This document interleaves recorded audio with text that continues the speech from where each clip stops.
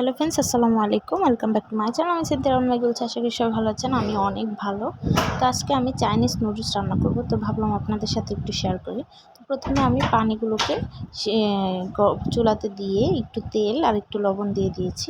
এখানে আমি নিয়ে নিয়েছি চিকেন, নিয়ে নিয়েছি টমেটো, নিয়ে নিয়েছি শসা।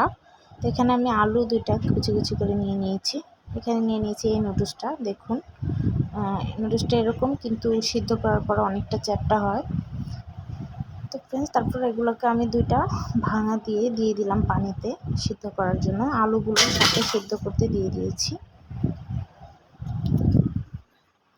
তারপর আমি কিছুক্ষণের জন্য ঢেকে রেখেছি।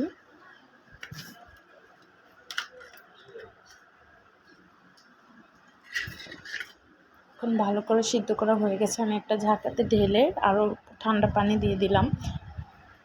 এখানে একটা কড়াইতে আমি নিয়ে নিলাম, দিয়ে দিলাম তেল, দিয়ে দিলাম পেঁয়াজ, দিয়ে দিলাম 2 রকমের কাঁচামরিচ, লাল আর সবুজ, একটু সৌন্দর্য দেখার জন্য দিয়ে দিলাম চিকেনগুলো। এখন এগুলোকে আমি ভালো করে ভেজে নিচ্ছি, পোড়া পোড়া হওয়ার জন্য রেখে দিলাম ঢেকে।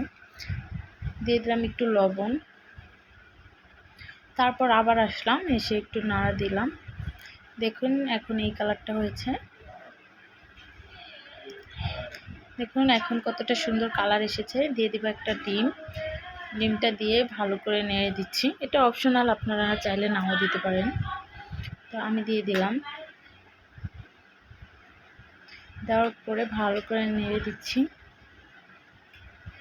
দিয়ে দিলাম একটু মশলা, যেটা নুডলসে থাকে। তো এই নুডলসটায় কোনো মশলা এক্সট্রা থাকে না। তো আমার আগ থেকে নুডলস রান্না করার পর আমি একটা মশলা জমিয়ে রেখেছি, ওখান থেকে দিয়ে দিলাম। তো এখন আমি নুডলসগুলো ঢেলে দিয়ে দিলাম, দিয়ে ভালো করে নেড়ে দিচ্ছি। সাথে দিয়ে দিচ্ছি টমেটো, শসা এবং মশলাগুলো দিয়ে ভালো করে নেড়ে দিচ্ছি।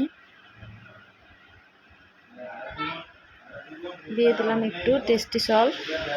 তারপর এখন আমি ভালো করে নেড়ে দিচ্ছি। এখন দিয়ে দিলাম একটু সয়া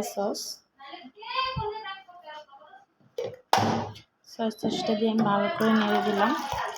এখন আমি পরিবেশন করে নেব।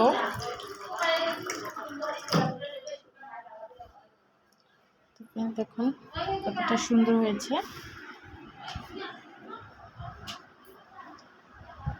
খেতেও খুব মজা হয়েছে।